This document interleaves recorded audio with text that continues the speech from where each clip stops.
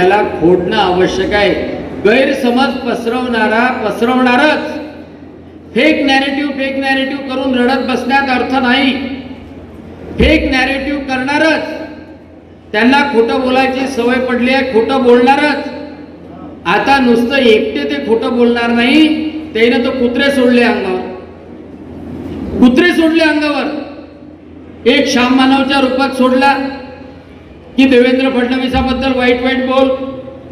एक मनोज जरांगे सारखा सोडला, माहिती आहे ना मनोज जरांगे सारखा सोडला की काही बोलू नको। आता ते मनोज जरांगेला सांगा का, मनोज जरांगेला मी विचारतो ना, अरे बाबा मराठ्याचं आरक्षण करतो, आतापर्यंत मराठा मुख्यमंत्री किती होते? यशवंतराव चव्हाण होते, शंकरराव चव्हाण होते, वसंतदादा पाटील होते, अशोक चव्हाण होते, पृथ्वीराज चव्हाण होते। आणि ज्याच्या सांगण्यावर तू बोलतो आहे तोही 83 वर्षाचा म्हातारा कधी ना कधी मुख्यमंत्री होता का नव्हता?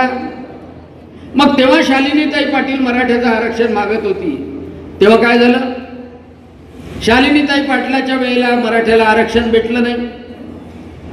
नरेंद्र पाटील आपल्या सोबत जे आहेत त्यांचे वडील अण्णासाहेब पाटील ते तर डिप्रेशन मध्ये गेले त्यामुळं, कारण की यांच्या या सगळ्या गोष्टीमुळं।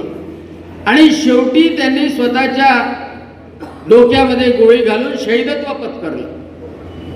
पण हे मराठा मुख्यमंत्री असताना त्यांना मराठ्यांना आरक्षण द्यावंसं वाटलं नाही।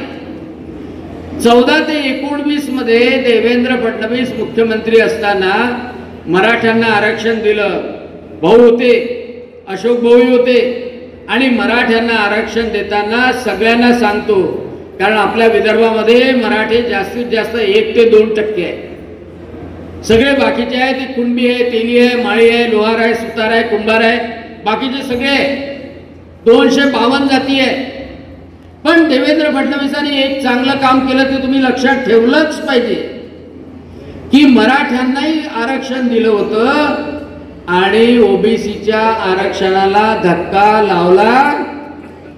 मोठ्याने सांगा, धक्का लावला का? नाही, धक्का लावला नाही।